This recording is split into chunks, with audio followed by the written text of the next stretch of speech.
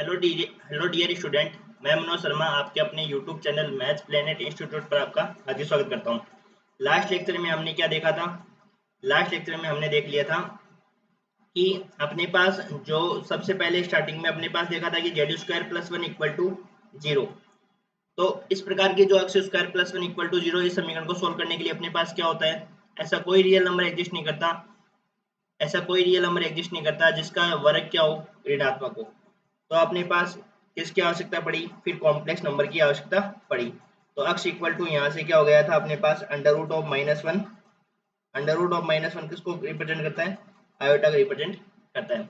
फिर हमने इसके बाद में क्या देखा था? इसके बाद में हमने जो z अपने पास z की जो प्रॉपर्टीज है, जैसे z1 इक्वल टू अपने पास x1 प्लस आयोटा y1 हो और z2 अपने पास कुछ दे रखा हो, तो अपन इनको क्या कर सकते हैं? ऐड कर सकते हैं। z1 प्लस z2 निकाल सकते हैं और z1 माइनस z2 भी निकाल सकते हैं और दोनों को मल्टीप्लाई भी कर सकते हैं, दोनों को डिवाइड भी अपन कर सकते हैं। ठीक है। तो फिर इसके बाद में समिश्र संख्याओं के योग और गुणा के अपन ने गुण धर्म देखे थे, जिसमें योग के अपन ने गुण धर्म देख लिए थे। आज के लेक्चर में अपन करने वाले हैं गुणा के गुण धर्म। हमने क्या किया था कि जो z अपने पास क्या था? कॉम्प्लेक्स नंबर था। z अपने पास क्या था? Complex number. z क्या था? सेट ऑफ कॉम्प्लेक्स नंबर है। इसको c से भी रिप्रेजेंट करते हैं, ठीक है ना? Set of complex number. ठीक है। हमने देखा था कि प्लस संक्रिया के लिए बात करी थी हमने। जो अपने पास ऑपरेशन क्या था? ऑपरेशन अपने पास क्या था? प्लस था। ऑपरेशन क्या था अपने पास? प्लस था। तो हमने सबसे पहले बात करी थी किसकी? हमने बात करी थी क्लोजर प्रॉपर्टीज की। तो आपको जानते हो कि क्लोजर प्रॉपर्टीज में क्या होता है? क्लोजर प्रॉपर्टीज में होता है कि उस सेट से दो एलिमेंट लेते हैं। तो हमने क्या किया था कि Z1 और Z2 हमने किससे लिया था? कॉम्प्लेक्स नंबर से। और प्लस संक्रिया ऑपरेशन दे रखा है तो Z1 प्लस Z2 भी किस में आना चाहिए? C में आना चाहिए। तब अपन कहते हैं कि ये प्लस संक्रिया पर क्या है अपने पास? क्लोजर प्रॉपर्टीज है। क्लोजर प्रॉपर्टीज को होल्ड करता है, इसका मतलब गुणधर्म को फॉलो करता है। तो हमने इसको देख भी सकते हैं कैसे? Z1 इक्वल टू अपने पास क्या होता है? x1 plus iota y1। Z2 अपने पास क्या है? x2 plus iota y2। इन दोनों का जब अपन एडिशन करें तो इन दोनों का एडिशन करेंगे तो अपने पास क्या होगा? रियल पार्ट में अपने पास रियल पार्ट ऐड हो जाएगा और कॉम्प्लेक्स पार्ट में कॉम्प्लेक्स पार्ट, इमेजिनरी पार्ट में इमेजिनरी पार्ट। अब ये नंबर बताओ कि ये नंबर अपने पास क्या होता है? सी से बिलोंग करता है कि नहीं करता है? क्यों करता है? क्योंकि यहाँ से अपन लिख सकते हैं कि x1 यदि अपने पास रियल नंबर हो, क्योंकि अपने पास देखो यहाँ से x1 और y1 क्या होते हैं? रियल नंबर से बिलोंग करते हैं। और x2 y2 किससे बिलोंग करते हैं? रियल नंबर से बिलोंग करते हैं। तो x1 यदि रियल नंबर से बिलोंग करता हो, x2 भी यदि रियल नंबर से बिलोंग करता है, तो x1 प्लस x2 भी किससे बिलोंग करेगा? रियल नंबर से। तो ये वाला पार्ट क्या हो जाएगा? Real number. इसी प्रकार अपन लिख सकते हैं y1 यदि रियल नंबर से बिलोंग करता है और y2 भी यदि रियल नंबर से बिलोंग करता है, तो यहाँ से y1 प्लस y2 भी किससे बिलोंग करेगा? रियल नंबर से। क्योंकि कॉम्प्लेक्स नंबर की जब अपन डेफिनेशन देखते हैं तो उसमें क्या होता है? z equal to X plus iota Y. और जहाँ पे x और y क्या होते हैं अपने पास? Real number. यदि x और y रियल नंबर से बिलोंग करेंगे तब इसको अपन क्या कहते हैं? कॉम्प्लेक्स नंबर कहते हैं। ठीक है। तो इस प्रकार से अपन इसको प्रूव भी कर सकते हैं। फिर इसके बाद में जो अपनी प्रॉपर्टीज आती है वो आती है क्लोजर प्रॉपर्टी। क्लोजर हो गई। इसके बाद में आती है एसोसिएटिव प्रॉपर्टी। एसोसिएटिव में क्या करते हैं? तीन एलिमेंट लेते हैं अपन। कितने एलिमेंट लेते हैं? तीन एलिमेंट। हम प्रूफ भी कर सकते हैं लेकिन आपके प्रूफ दे नहीं रखा है और अपने को करना ही नहीं है प्रूफ। दे नहीं रखा तो क्यों, है ना? हालांकि हम प्रूफ कर सकते हैं अपन। आपके इस चैप्टर में आपके बेसिक कॉम्प्लेक्स नंबर के बेसिक के बारे में बता रखा है। तो उसके बाद में जो अपने पास सेट ऑफ, ये तो कॉम्प्लेक्स नंबर है। और दूसरी प्रॉपर्टीज अपन देखें तो दूसरी प्रॉपर्टीज क्या होती है? एसोसिएटिव। एसोसिएटिव प्रॉपर्टीज में अपन बात करें तो इसमें कितने एलिमेंट लिए जाते हैं? तीन एलिमेंट लिए जाते हैं। ठीक है। तो यहाँ से क्या हो जाएगा? Z1 plus Z2 plus Z3 equal to किसके होगा? Z1 प्लस Z2 और ये प्लस किसके इक्वल हो जाएगा? Z3 के। इस दोनों के मान क्या आने चाहिए अपने पास? इक्वल आने चाहिए। और ये प्रॉपर्टीज आपकी क्या होती है? एसोसिएटिव। तीसरी अपन बात करें कम्यूटेटिव प्रॉपर्टीज में। कम्यूटेटिव में क्या होता है कि दो एलिमेंट लिए जाते हैं। लेट Z1 और Z2 किससे बिलोंग करेंगे? कॉम्प्लेक्स नंबर से। तो यहाँ से क्या होना चाहिए? Z1 प्लस Z2, या तो Z1 में Z2 ऐड करो या Z2 में Z1 ऐड करो। तो दोनों का जो क्रम है ना वो क्या होना चाहिए, इस प्रकार होना चाहिए कि Z1 प्लस Z2 और इसका Z2 प्लस Z1 ये दोनों क्या होने चाहिए, इक्वल होने चाहिए। तब अपन कहते हैं कि प्लस ऑपरेशन है वो कॉम्प्लेक्स नंबर पे क्या होगा, एडिशन पर क्या होगा, आपका कम्यूटेटिव प्रॉपर्टीज को होल्ड करेगा। फिर इसके बाद में हमने देखा था कैंसिलेशन लो। इसके बाद में अपन ने कौन सा लो देखा था, कैंसिलेशन लो, जिसको अपन निरसन नियम कहते हैं। निरसन नियम क्या कहता है, Z1 प्लस Z यदि equal to Z2 plus Z है तो अपन यहाँ से Z को Z क्या कर सकते हैं, कैंसिल आउट कर सकते हैं, और यहाँ से क्या हो जाएगा, Z1 इक्वल टू Z2 हो जाएगा। तो ये अपने पास क्या होता है, कैंसिलेशन लो होता है। इसके बाद में यदि अपन बात करें,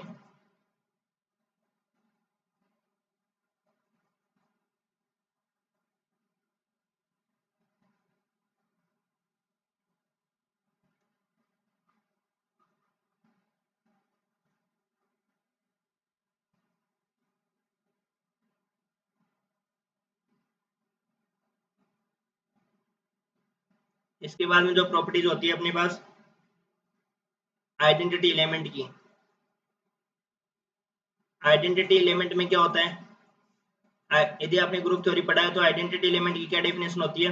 आइडेंटिटी एलिमेंट की परिभाषा होती है कि कोई भी कॉम्प्लेक्स नंबर है उसमें यदि अपन क्या ऐड करें कि अपने पास वापस कॉम्प्लेक्स नंबर आ जाए, तो ये जीरो जो नंबर अपने पास कॉम्प्लेक्स नंबर होता है, और जीरो को अपन किस प्रकार से लिख सकते हैं, जीरो प्लस आयोटा जीरो लिख सकते हैं। तो ये किससे बिलोंग करता है, कॉम्प्लेक्स नंबर से। जो भी आइडेंटिटी एलिमेंट होता है तो वो आइडेंटिटी एलिमेंट किस में होना चाहिए, एग्जिस्ट सेट में होना चाहिए। ये नहीं हो कि आपने जीरो तो कर लिया और ये आइडेंटिटी आया वो उस कॉम्प्लेक्स नंबर के सेट से बिलोंग ही नहीं करता है, तब वो आइडेंटिटी एलिमेंट नहीं माना जाएगा। ठीक है, तो हम जीरो जो जीरो है वो कॉम्प्लेक्स नंबर होता है, तो जीरो को हम क्या लिख सकते हैं, zero plus iota into zero, तो ये कॉम्प्लेक्स नंबर से बिलोंग करेगा। तो ये अपने पास क्या हो जाएगा, इसका आइडेंटिटी एलिमेंट। फिर सिक्स की बात करिए तो अपन क्या होता है, इनवर्स एलिमेंट की। इनवर्स एलिमेंट में क्या होता है कि जेड कोई कॉम्प्लेक्स नंबर है उसमें अपन कौन सा कॉम्प्लेक्स नंबर ऐड करें कि अपने पास zero plus iota into zero आ जाए या आइडेंटिटी एलिमेंट आ जाए। तो जेड में अपन क्या करेंगे, माइनस को जेड ऐड करेंगे, तब ये अपने पास क्या आएगा, जीरो आइडेंटिटी मिलेगा। और ये अपने पास क्या कहलाएगा, एडिटिव इनवर्स। एडिटिव इनवर्स का मतलब होता है यदि प्लस संक्रिया के लिए इनवर्स फाइंड करते हैं तो उसको कहते हैं एडिटिव इनवर्स, और यदि मल्टीप्लाई के लिए करते हैं तो मल्टीप्लेक्टिव इनवर्स कहते हैं उसको। ठीक है, अब अपन मल्टीप्लाई के लिए सारी प्रॉपर्टीज को देखेंगे कॉम्प्लेक्स नंबर में होल्ड करती कौन कौन सी प्रॉपर्टीज होल्ड करती है। ऑपरेशन जो आपका मल्टीप्लाई है वो कॉम्प्लेक्स नंबर के सेट पर कौन कौन सी प्रॉपर्टीज को होल्ड करता है। जैसे उसमें आपके देखेंगे क्लोजर प्रॉपर्टी होल्ड करता है क्या नहीं करता है, ये आपका एसोसिएटिव प्रॉपर्टीज होल्ड करता है कि नहीं करता है, कम्यूटेटिव प्रॉपर्टी को होल्ड करता है कि नहीं होता है। कम्यूटेटिव प्रॉपर्टीज को कहते हैं क्रम विनिमय गुणधर्म, और ये इसका इनवर्स एग्जिस्ट करता है कि नहीं करता है, इसका आइडेंटिटी एलिमेंट एग्जिस्ट करता है कि नहीं करता है, तो इन सब के बारे में देखेंगे।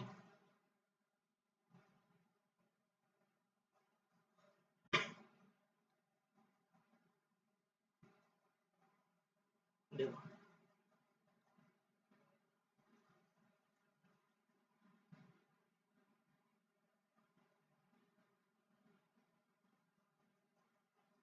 गुणा के प्रगुण,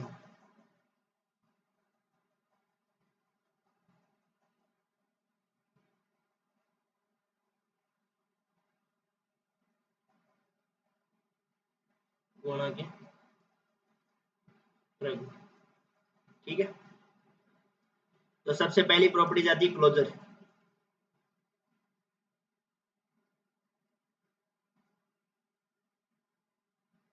क्लोजर प्रॉपर्टी होता है समवर्त गुणधर्म।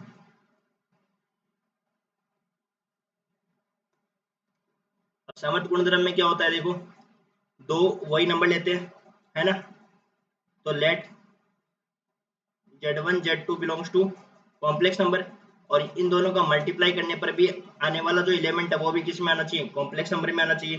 तो हम इसका प्रूफ देख सकते हैं, देखने चाहे तो देखो, ऐसे तो हमने मल्टीप्लाई करके देखा था ना दो नंबरों को।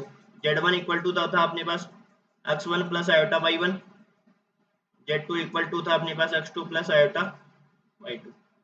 Z1 Z2 करो, दोनों को मल्टीप्लाई करेंगे, x1 plus iota y1, x2 plus iota y2। तो यहाँ से क्या हो जाएगा, देखो Z1 into Z2, x1 x2 multiply करोगी तो iota x2 y1 plus x1 y2 iota, और ये हो जाएगा माइनस y1 इंटू y2। तो रियल पार्ट को अलग कर लो, x1 x2 minus y1 y2 plus x2 y1 x2 y1 और प्लस x1 y2, यही आएगा x1 x2 plus iota x1 y2 plus iota x1 y1 और प्लस आयोटा y1 x2, ये आ जाएगा अपने पास मल्टीप्लाई करने पर। ठीक है, मल्टीप्लाई करने पर अपने को क्या आना चाहिए, x1 y2 आ जाएगा और x2 y2। अब अपने को देखना है कि कॉम्प्लेक्स नंबर का फॉर्म क्या है, इसलिए कॉम्प्लेक्स नंबर से बिलोंग करेगा।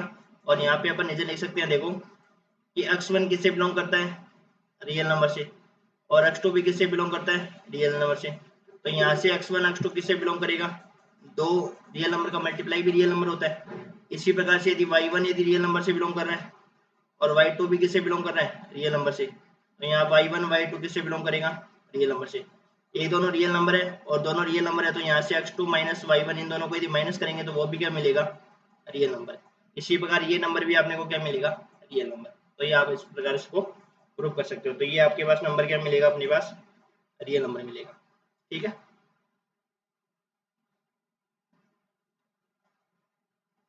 And x2 y1 plus x1 y2 ये भी किसे बिलोंग करेगा, रियल नंबर से। तो इस प्रकार ये सारा नंबर किसे बिलोंग करेगा, कॉम्प्लेक्स नंबर से। फिर उसके बाद दूसरी प्रॉपर्टीज अपने पास आती है,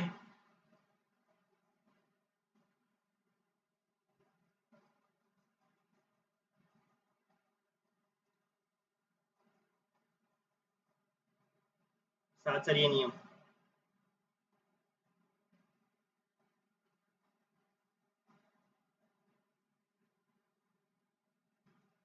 एसोसिएटिव लो, इसमें क्या करते हैं, तीन नंबर लेते हैं अपन, z1 z2 z3 belongs to complex number. तो पहले z1 z2 को z3 से मल्टीप्लाई कर लो, फिर z1 और z2 को आपस में मल्टीप्लाई करो, फिर और z3 से मल्टीप्लाई करो, तो दोनों मान क्या होने चाहिए, इक्वल आने चाहिए। तो ये आपकी क्या हो जाती है, एसोसिएटिव प्रॉपर्टीज। ठीक है, तीसरी प्रॉपर्टीज की बात करें, कम्यूटेटिव प्रॉपर्टीज।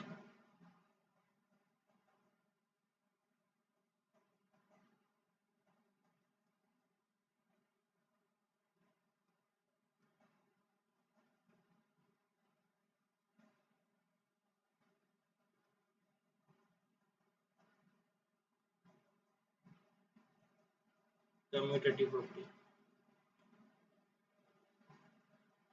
कम्यूटेटिव प्रॉपर्टीज में क्या होता है, लेट z1 और z2 belongs to complex number. यदि z1 और z2 कॉम्प्लेक्स नंबर से बिलोंग करते हैं तो यहाँ से then z1 into z2 equal किसके होना चाहिए, z2 इंटू z1 के। कम्यूटेटिव में क्या होता है, प्लस होता है तो उसमें क्या हो जाता है, प्लस के लिए होल्ड होना चाहिए, और गुणा होता है तो गुणा के लिए होल्ड होना चाहिए। चौथी प्रॉपर्टीज अपने पास क्या है, cancellation low.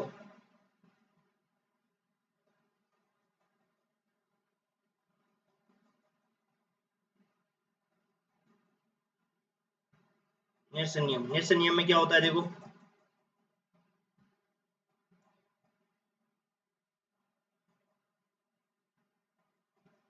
z1 into Z equal to z1 into Z, और यहाँ से z2 इंटू जेड। यहाँ से अपन क्या लिख सकते हैं, z1 इक्वल टू z2। ये अपने पास क्या होता है, निरसन नियम होता है। ठीक है, फिर इसके बाद में पांचवी प्रॉपर्टीज आती है, आइडेंटिटी एलिमेंट।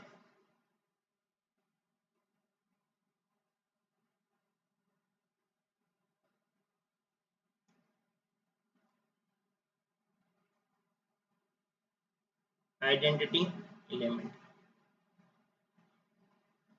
तत्समक अवयव का अस्तित्व है।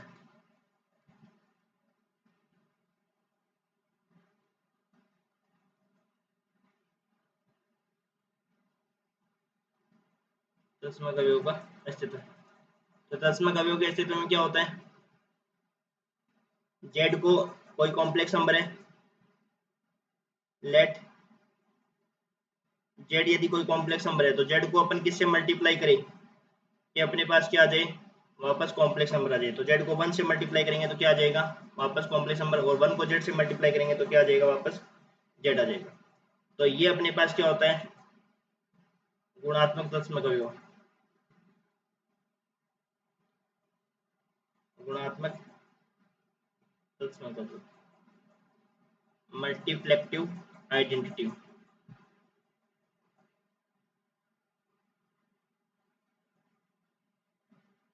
ठीक है, और 1 को अपन लिख सकते हैं, 1 है वो, उसको अपन क्या लिख सकते हैं, 1 प्लस 0 इंटू आयोटा। तो ये किसे बिलोंग करेगा, कॉम्प्लेक्स नंबर से बिलोंग करेगा। 6 नंबर की प्रॉपर्टीज आपकी है, प्रतिलोम का अस्तित्व है।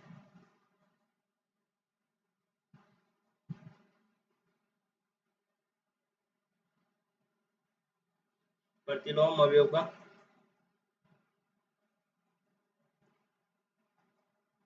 अस्तित्व है। तो प्रतिलोम अवयव का अस्तित्व में क्या होता है, देखो जेड यदि अपने पास कोई कॉम्प्लेक्स नंबर है, जेड अपने पास क्या होता है, कोई कॉम्प्लेक्स नंबर है, ठीक है। तो जेड को अपन किससे मल्टीप्लाई करें, जेड को अपन किससे मल्टीप्लाई करें, जेड को अपन किससे मल्टीप्लाई करें, जेड स्टार मान लेते हैं ना। जेड को अपन जेड स्टार से मल्टीप्लाई करें तो अपने पास क्या मिलना चाहिए, आइडेंटिटी मिलना चाहिए, या जेड स्टार इंटू जेड। अब 1 को क्या लिख सकते हैं, 1,0।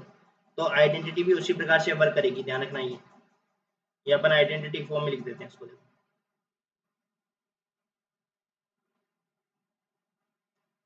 1 plus iota into 0 Z star into, ठीक है। ये वाली चीज अपने पास एग्जिस्ट करेगी। ध्यान रखना ये जो इनवर्स है ना, ये 1/z के फॉर्म में होगा, लेकिन जेड यहाँ पे नॉट इक्वल टू 0 होना चाहिए, ठीक है। तो इसके लिए फॉलो कर जाएगा।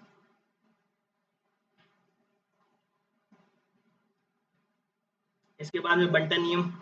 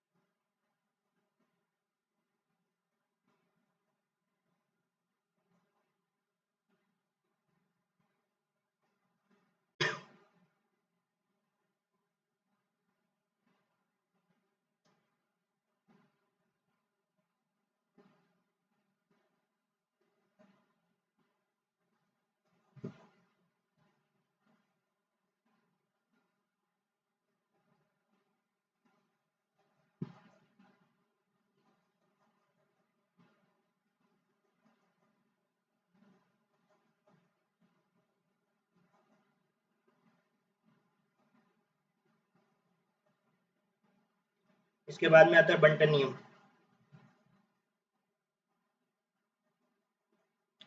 ये नियम और देख लो, फिर उसके बाद में आगे अगली डेफिनेशन करेंगे।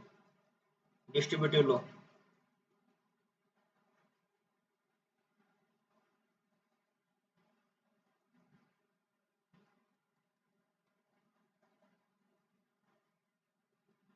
डिस्ट्रीब्यूटिव,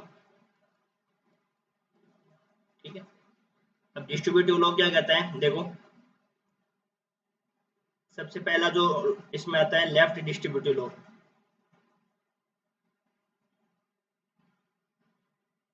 लेफ्ट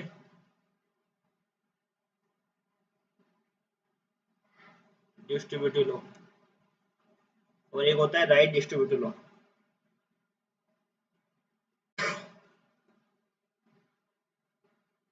एक होता है राइट डिस्ट्रीब्यूटिव लॉ,